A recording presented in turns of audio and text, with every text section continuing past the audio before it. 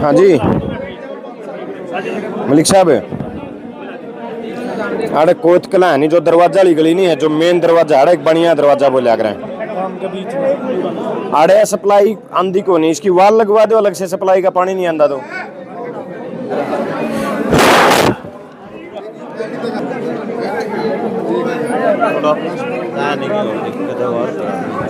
जंग लाइन है।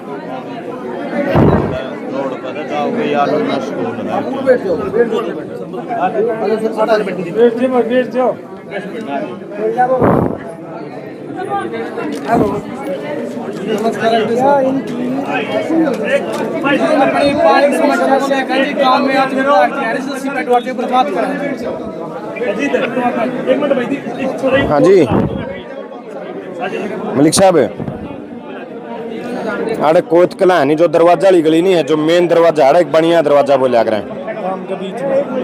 अरे सप्लाई आंधी को नहीं, इसकी वाल लगवा दो अलग से, सप्लाई का पानी नहीं आंदा तो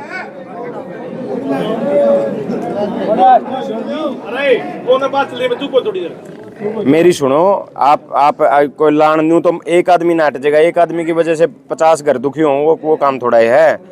आप वाल लगाओ, उनकी टूटी अलग छूटे, इनकी टूटी अलग, टेम्पर छूटे, दोनों की 20 मिनट छूटे, 40 मिनट छूटे, 1 घंटा छूटे, दोनों की बराबर टूटी छूट जाए, ओढ़े तो वाल लग दे, इसमें पानी आने लग जाएगा। तो मैंने न्यू बताओ मैं कद की यहाँ पर हूँ।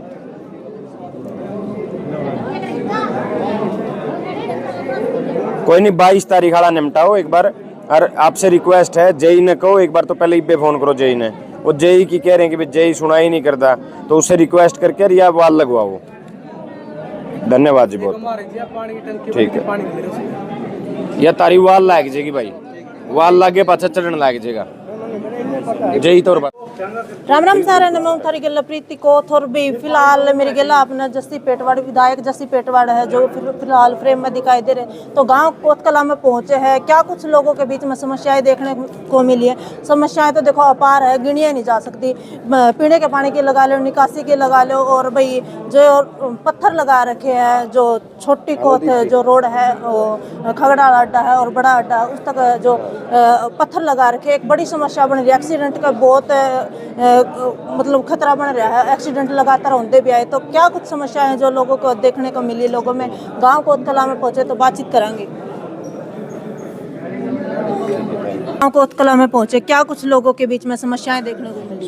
समस्याएं जो भी आदमी खड़ा है वही समस्या लिए खड़ा है तो वही समस्या है। बस प्रयास ये है कि भाई जल्द से जल्द समाधान हो, ताकि समाधान से भाई समस्याओं के समाधान से ही फ़ायदा है कि भी जब हम बढ़े हैं तो फ़ायदा समाधान होगा, तभी ये फ़ायदा हमारा है बढ़ने का है। तो ये लड़ाई लड़नी है लोगों के विकास की, लोगों की समस्याओं की लड़ेंगे मजबूती के साथ। ठीक है, क्या इन समस्याओं का समाधान हो पाएगा? 100% होगा। क्योंकि कैप्टन साहब ने बोला था कि मतलब नारायण के अंदर सबसे ज़्यादा विकास मैंने किया, इससे पहले किसी ने कोई विकास नहीं किया। इसके बारे में आपकी क्या प्रतिक्रिया है? जो व्यक्ति सुबह शाम झूठ बोलते हैं उनकी क्या प्रतिक्रिया दे, वो कल कुछ कह देंगे मुझे प्रतिक्रिया इससे अच्छा है मैं प्रतिक्रिया ना दूं। भगवान उनको सद्बुद्धि दे, जो अपने मुंह मियाँ मिट्ठू बनते हैं। अगर विकास कराते तो आज इस हल्के की इतनी समस्याएं होती। 22 तारीख को सर वो भी आ रहे हैं मास्टर जी, सर मुख्यमंत्री बिल्कुल नायब सैनी जी का स्वागत है मेरी विधानसभा में, और मैं उम्मीद करता हूं कि वहाँ आए तो कुछ फ़ायदा करके जाएं, इलाके का कुछ सौगात दे के जाएं। तो धन्यवाद ही दो रहा है। और जो कुछ समस्याएं जो हमारे ग्रामीण इलाकों की हैं, वो उन समस्याओं के बारे में अधिकारियों से निवेदन करनी है कि भाई इनको जल्द से जल्द इनका समाधान किया जाए। ज़्यादातर पानी की समस्या देखने को मिली। बिल्कुल, कुछ एक चीज़ें ऐसी हैं ध्यान देने की ज़रूरत है। कई समस्याएं बहुत छोटी हैं लेकिन उनके परिणाम बहुत गंभीर हो रहे हैं। तो उस पर अगर अधिकारी अच्छे तरीके से ध्यान देंगे तो उन समस्याओं का समाधान बहुत जल्द और बहुत आसानी से हो सकता है। सरकार की योजना रही है जी, हर घर नल हर घर जल, लेकिन आज भी पानी समस्या है। सरकार योजना बना देती है, लेकिन कई बार योजनाएं केवल अपने झूठे वायदे, अपने जुमलों के लिए बनाती है। लेकिन फिर भी ये तो सबका अधिकार है, पानी तो सबका अधिकार है, हर घर तक पानी जाना चाहिए। गंदे पानी की निकासी हर घर का अधिकार है, हर घर की गंदे पानी की निकासी होनी चाहिए। तो ये चीज़ें बिल्कुल हैं और इन चीज़ों पे पूरा ध्यान सरकार को देना चाहिए। जहाँ अधिकारियों की बात है, जहाँ अधिकारियों के लेवल की कोई चीज़ है उसे अभी दूर करवा रहे हैं, और कोई लगता है कि भी सरकार के लेवल की चीज़ है, उसको आप समाधान भी जल्द कराएंगे। एक मिनी बैंक की समस्या है गांव की नाड़न शिफ्ट कर दिया था, लेकिन खाद वगैरह मिल जाएगा था, लेकिन ये समस्या उठा रहे गाँव वाले, क्या कोई समाधान उसके जी गाँव में ऐसे? नहीं, बिल्कुल, अगर यहाँ पहले थी, लेकिन उसको उसकी क्या लाने के लिए क्या चीज़ें होती हैं, जो शिफ्ट हो गया वो शिफ्ट हो गया तो वहाँ भी ज़रूरत है, लेकिन इसके लिए क्या, बिल्कुल आबादी तो यहाँ 15,000 की है, लेकिन उसका क्या अभी प्रावधान है, क्या सिस्टम है, मैं एक बार देख के उसमें बताऊंगा आपको। एक जी खगड़ा अड्डा था, लेकिन जो बड़ा अड्डा है उसकी मतलब पत्थर लग रहे हैं, एक्सीडेंट का खतरा बहुत ज्यादा बना हुआ है। इलेक्शन के टाइम आपने बताया था कि बड़ी कमीशन खोरी हुआ है, इसका भी कुछ समाधान हो? नहीं, वो उबड़ खाबड़ लगे हुए हैं, बिल्कुल आप सही कह रहे हैं। बाइक वाला हो खासकर या पैदल यात्री को तो बहुत ज़्यादा उसमें नुकसान होता है। उसकी दोबारा मैंने जो हिसाब से बात की थी पहले भी, अब एक बार फिर मैं अधिकारियों से बात करके कौन उसमें ठेकेदार था उनको प्रॉपर तरीके से लगवाने का काम करेंगे।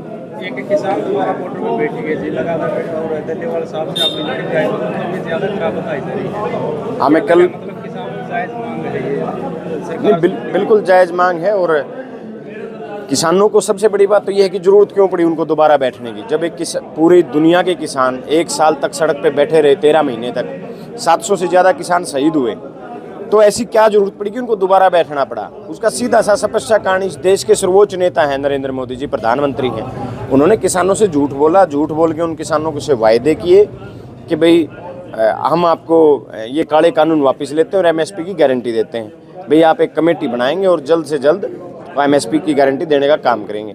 आज तक उस कमेटी की कोई मीटिंग तक नहीं हुई है। तो ये इस सरकार का सबसे बड़ा फेलियर है, नरेंद्र मोदी का सबसे बड़ा फेलियर है कि करोड़ों किसानों को उन्होंने झूठ बोल के घर वापस भेजने का, एक उम्मीद के साथ, झूठी उम्मीद के साथ घर भेजने का काम किया था। और अब क्योंकि दल्लेवाल जी जो हैं वो पिछले 25वां दिन है आज उनके आमरण अनशन का, मैं 2 बार जाके आया हूँ। जब कल गए तो उनकी सेहत इतनी ख़राब थी कि वो 15 से 20 मिनट बेहोश भी रहे हैं। वहाँ सबकी आंखें नम थी कल कि भाई एक 70 साल का बुजुर्ग अपनी ज़िंदगी को दांव पे लगा के बैठा है किसानों के लिए, केवल जायज़ मांगों के लिए, जिसमें नरेंद्र मोदी तक कहते हैं।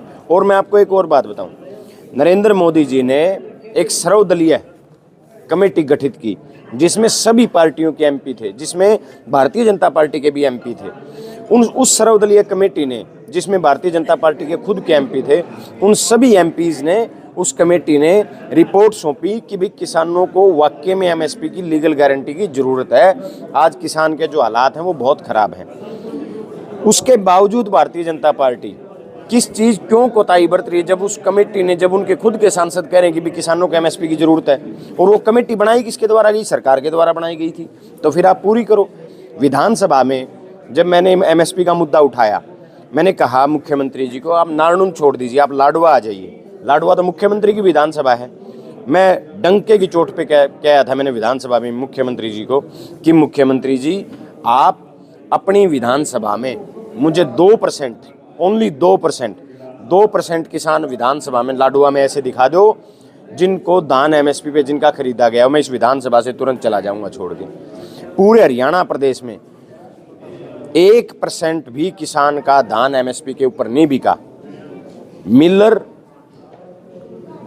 1800-1900 रुपये धान खरीदा और 2320 रुपये का रेट। कमाल की बात देखिए आप, किसान का धान 1800-2000 बिका है, लेकिन 2320 रुपये के खाते में पैसे आए हैं। मिलरों ने भ्रष्टाचार किया है, इसमें परचेजर की बल्ले बल्ले हुई है, किसान और आड़ती दोनों मारे गए। इसलिए ये एक बहुत बड़ी जांच का विषय है। मैंने मुख्यमंत्री जी को विधानसभा में कहा था, उन्होंने आश्वासन भी दिया था कि भाई हम इसके ऊपर जल्द से जल्द जांच कराने का काम करेंगे। लेकिन हालात आज ये हैं कि देश का पेट भरने, दुनिया का पेट भरने वाले को जब भूख हड़ताल पे बैठना पड़ जाए तो उससे आप अंदाज़ा लगा सकते हैं कि देश किस तरफ जा रहा है। डल्लेवाल साहब आज 25 दिन में बैठे हैं, कोई मंत्री नेता मतलब जो पार्टी के हैं, बीजेपी पार्टी के, आज तक मिलने नहीं गई, बातचीत करने नहीं गई। क्या मानो आप फेलियर है सरकार? ये फेलियर नहीं, सरकार का ध्यान अंबेडकर जी का अपमान करने के ऊपर है, सरकार का ध्यान भ्रष्टाचार के ऊपर है, सरकार का ध्यान ऐसी चीज़ों के ऊपर है जहां मुद्दों को भटकाया जा सकता हो। पूरे महीने में संसद नहीं चली, केवल एक ना ये अडानी के ऊपर चर्चा चाहते, ना ये किसान आंदोलन के ऊपर चर्चा चाहते, ना ये मणिपुर के ऊपर चर्चा चाहते। अब कुछ अंधभक्त कहते हैं भाई मोदी जी ने रशिया की वार रुकवा दी। अरे रूस छोड़ दो, ये मणिपुर रुकवा दो, कम से कम आप मणिपुर में शांति करवा दो, हम मान जाएंगे कि नरेंद्र मोदी में दम है। देश का गृह मंत्री का फैशन बना दिया, मतलब अम्बेडकर क्या मन, क्यों इस तरह? जिनकी जैसी सोच हो गया, मेरे अंदर जैसी सोच है वही बाहर निकलेगी।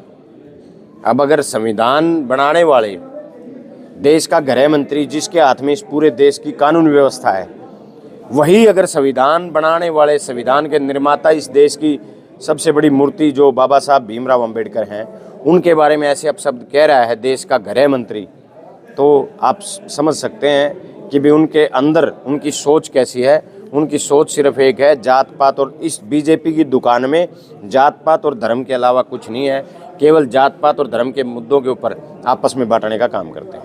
पूरे नाडू का चला जी, पूरे नाडू।